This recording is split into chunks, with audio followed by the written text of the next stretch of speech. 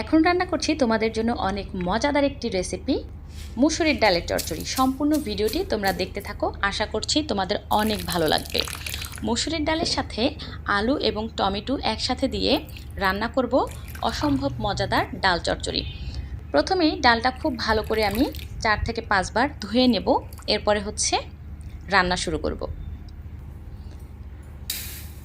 একটি পাত্রে দিয়ে দিলাম পানি এবং এখন দিয়ে দিলাম ডাল, কুচি করে রাখা আলু। ডাল এবং আলু একসাথে প্রথমে আমি সেদ্ধ করে নেব। এখন দিয়ে দিলাম পেঁয়াজ এবং রসুন কুচি, কাঁচামরিচ, লবণ এবং হলুদ। তেল ছাড়া বাকি এই সকল উপকরণ দিয়ে ঢেকে রাখবো যতক্ষণ পর্যন্ত না সেদ্ধ হবে।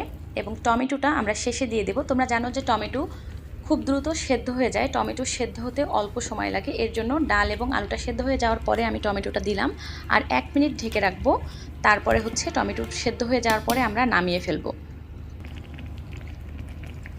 তোমরা যারা যারা ডাল চচ্চড়ি দিয়ে ভাত খেতে চাও এক্ষুনি চলে আসো আমার এই ছোট্ট মাটির রান্নাঘরে, তোমাদের সবার আমন্ত্রণ।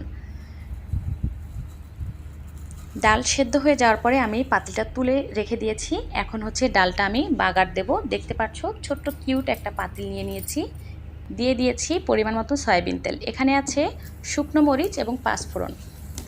এখন দিয়ে দিচ্ছি পেঁয়াজ কুচি এবং রসুন কুচি। এই সকল উপকরণ খুব ভালো করে ভেজে নেব। ব্রাউন কালার হয়ে যাওয়ার পরে এর মধ্যে ডালটা দিয়ে দেব। ডাল দিয়ে দেওয়ার পরে আরও 2 থেকে 3 মিনিট খুব ভালো করে ফুটিয়ে নেব। এই সকল মশলার ঘ্রাণটা ডালের সাথে খুব ভালোভাবে মিক্সড হয়ে যাবে। এরপরে আমরা রান্না শেষ করব। এই রান্নার শেষে তোমরা ধনিয়া পাতাও দিয়ে দিতে পারো। আমার কাছে ধনিয়া পাতাটা ছিল না, এর জন্য আমি দিতে পারিনি। ধনিয়া পাতা দিয়ে দিলে শেষে অন্যরকম একটা ঘ্রাণ আসে, খেতেও মজা লাগে। কথা বলতে বলতে দেখো ডাল বাগার দেওয়া হয়ে গিয়েছে। এখন 2 থেকে 3 মিনিট ফুটিয়ে নেব। খুবই মজাদার একটি রেসিপি।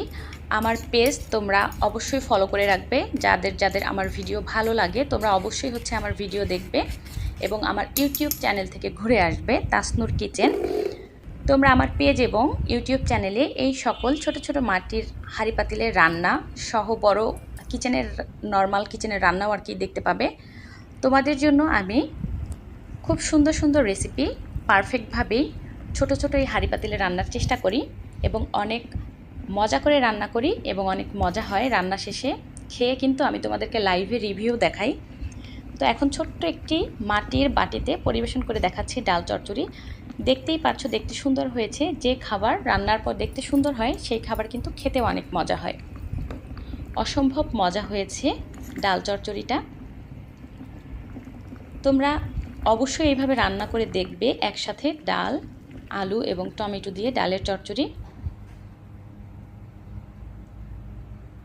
তোমাদের সবার আমন্ত্রণ আমার এই ছোট্ট মাটির রান্নাঘরে।